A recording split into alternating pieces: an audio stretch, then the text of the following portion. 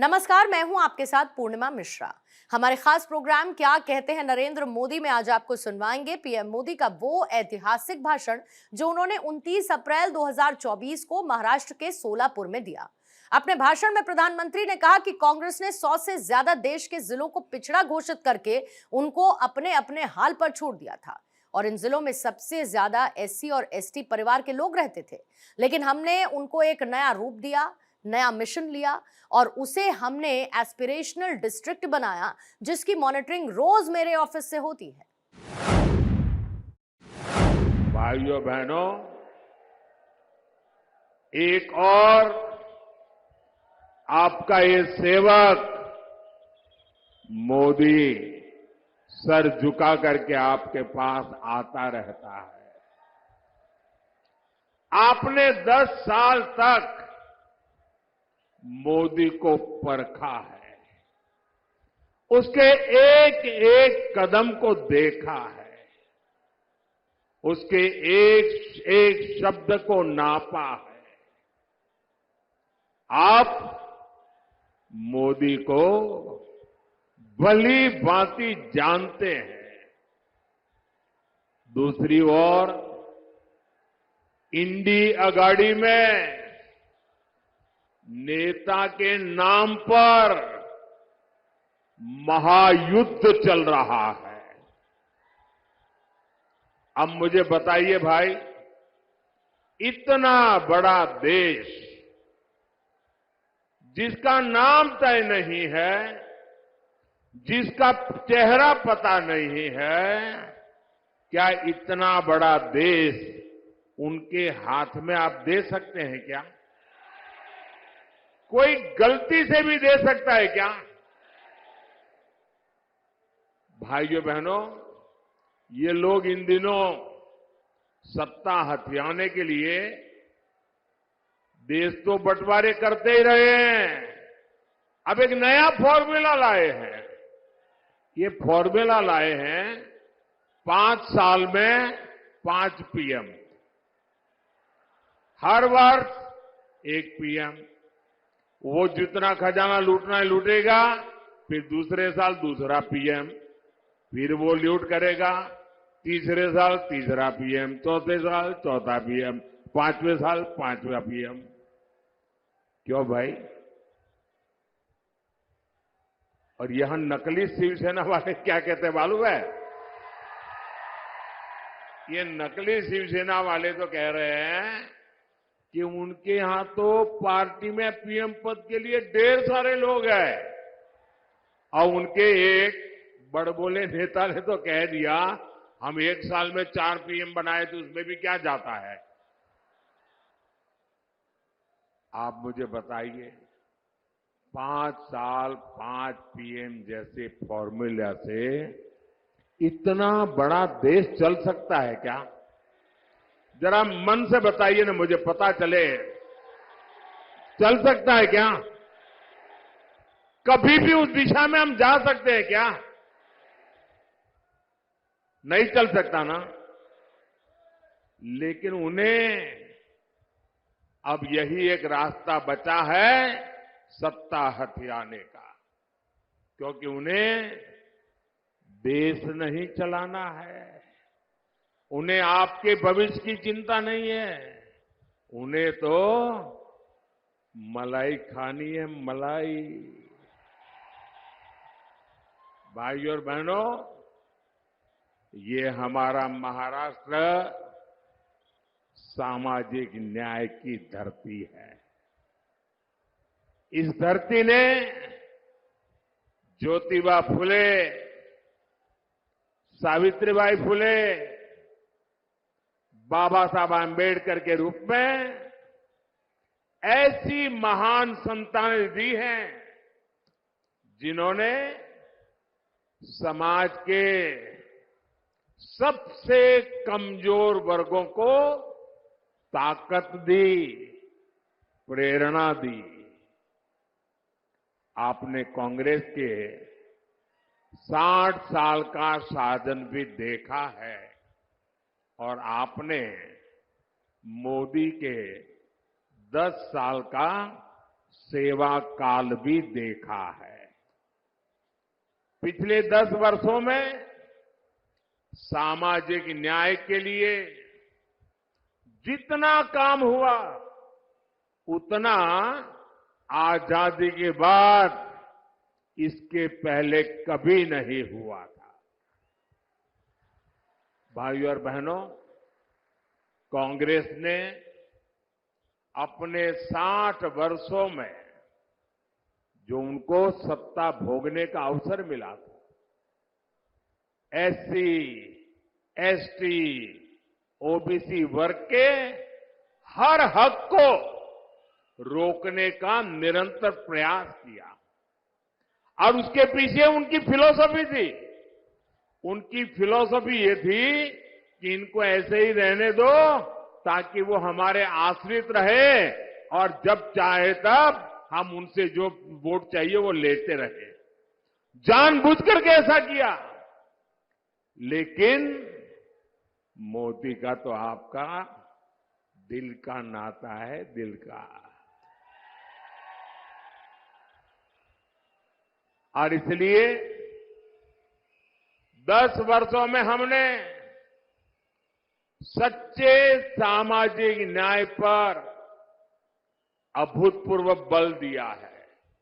और मैंने एक बार कहा था सोलापुर में, मेरे यहां अहमदाबाद में जो मिल मजदूर थे उसमें हमारे पद्मशाली समाज के लोग बहुत थे और कोई हफ्ता मेरे जीवन में ऐसा नहीं गया होगा कि मुझे किसी न किसी पद्मशाली परिवार ने भोजन न कराया हो। और एक प्रकार से मैं उनका नमक खा करके बड़ा हुआ हूं। और आज मैं जो गरीबों की सेवा कर रहा हूं ना, मैं उनका कर्ज चुका रहा हूं। हमने ओबीसी कमीशन को संवैधानिक दर्जा दिया। मेडिकल की परीक्षा में ओबीसी आरक्षण लागू किया। ये भाजपा है जिसने एससी, एसटी के आरक्षण में जो पॉलिटिकल आरक्षण होता है वो हर 10 साल में बढ़ाना होता है।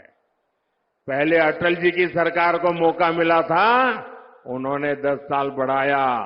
फिर मोदी को मौका मिला, हमने भी 10 साल बढ़ाया। हमने किसी का भी हक छीने बिना न दलित का हक छीना, न आदिवासी का हक छीना, न ओबीसी का हक छीना, लेकिन सामाजिक न्याय के उत्तम व्यवहार को लेते हुए हमने जो सामान्य वर्ग के गरीब लोग हैं, उन सामान्य वर्ग के गरीब लोगों को न्याय देने के लिए 10% आरक्षण उनको भी दिया और देश में कोई आग नहीं लगी, पुतले नहीं जले। इतना ही नहीं, इस देश के सभी दलित नेताओं ने उसका भरपूर जोश स्वागत किया। हमारा सामाजिक न्याय का तरीका समाज में विभेद पैदा करने का नहीं है, समाज को जोड़ने का है। आज देखिए, मेडिकल की, इंजीनियरिंग की पढ़ाई में हमने एक बड़ा क्रांतिकारी निर्णय किया है। आज कुछ लोगों को वो जरा मजाक लगती होगी, लेकिन हमने तय किया है, मुझे अब गरीब मां का बेटा भी डॉक्टर बनाना है, गरीब मां की बेटी को भी डॉक्टर बनाना है, मुझे गरीब मां के संतानों को इंजीनियर, डॉक्टर, बड़ी बड़ी पदों पर ले जाना है। लेकिन क्या हर गरीब के नसीब में इंग्लिश मीडियम में पढ़ना संभव है क्या भाई? क्या हर बच्चा इंग्लिश मीडियम में पढ़ सकता है क्या? अगर वो मराठी मीडियम में पढ़ता है तो उसका गुनाह क्या है? ये ऐसे लोग सरकार चलाते थे अगर आप मराठी मीडियम में पढ़ते हैं तो आपके लिए भविष्य के लिए ताले लगे जाते थे। मोदी ने सामाजिक न्याय के लिए कह दिया, अब डॉक्टर बनना है तो भी मराठी भाषा में बन सकते हो, इंजीनियर बनना है तो भी मराठी भाषा में बन कर सकते हो, अंग्रेजी नहीं आएगी तो भी आप देश चला सकते हो। भाइयों बहनों, ये मोदी का सपना है। साथियों, कांग्रेस कभी नहीं चाहती थी कि देश में दलित, आदिवासी और ओबीसी लीडरशिप देश का नेतृत्व करे। ये वही कांग्रेस है जिसने डॉक्टर बाबा साहब आम्बेडकर से लेकर के बाबू जगजीवन राम जी तक हर दलित नेता का अपमान किया। बाबा साहब को भारत रत्न भी तब मिला जब बीजेपी से सहयोग के केंद्र में कांग्रेस विरोधी सरकार चलती थी। भाजपा का हमेशा प्रयास रहा है कि एससी, एसटी, ओबीसी को ज्यादा से ज्यादा प्रतिनिधित्व मिले। 2014 में आपने प्रचंड बहुमत दिया तो एनडीए ने दलित के बेटे को देश का राष्ट्रपति बनाया। 2019 में जब आपने फिर से एक बार हमें प्रचंड जनादेश दिया तो हमने देश के इतिहास में पहली बार एक आदिवासी बेटी को भारत के राष्ट्रपति के रूप में आज प्रस्थापित किया। भाइयों बहनों, मुझे गर्व है, आजादी के बाद पहली बार हुआ है, आजादी के बाद पहली बार ये दशक ऐसा आया है कि आज विधायकों की संख्या देख लीजिए, सांसदों की संख्या देख लीजिए, पूरे देश में एमएलए हो, एमएलसी हो, एमपी हो, लोकसभा हो, राज्यसभा हो, एससी, एसटी, ओबीसी सबसे ज्यादा भाजपा के चुन करके आते हैं। आज केंद्रीय मंत्रिमंडल में 60% इन्हीं वर्गों से आए हुए लोग केंद्र के मंत्री हैं और देश को नई ऊंचाई पर ले जा रहे हैं।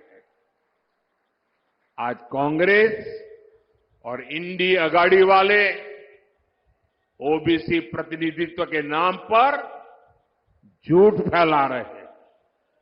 असल में इन लोगों की खुद की सच्चाई देश के सामने आ गई है और इससे ये बौखलाए हुए हैं, परेशानी हो रही है। आपने देखा होगा पूरे चुनाव में ये इंडी अगाड़ी के जितने लोग हैं उनके भाषण का मुद्दा क्या है? देश का कोई मुद्दा है? सिर्फ और सिर्फ मोदी को रोज नई गाली देना। पूरी डिक्शनरी उन्होंने खोल के रख दी है, नई नई गालियां रोज निकालते रहते। अरे भाई, कुछ देश के लिए तो बोलो। नहीं, उनके पास विजन नहीं जी। हमारे पास विजन भी है और ये जीवन भी है विजन के लिए, खपाने के लिए। साथियों, दशकों तक कांग्रेस ने एससी, एसटी, ओबीसी के साथ जिस तरह से विश्वासघात किया, उससे ये सभी कांग्रेस और इंडी अगाड़ी से पूरी तरह छिटक चुके हैं।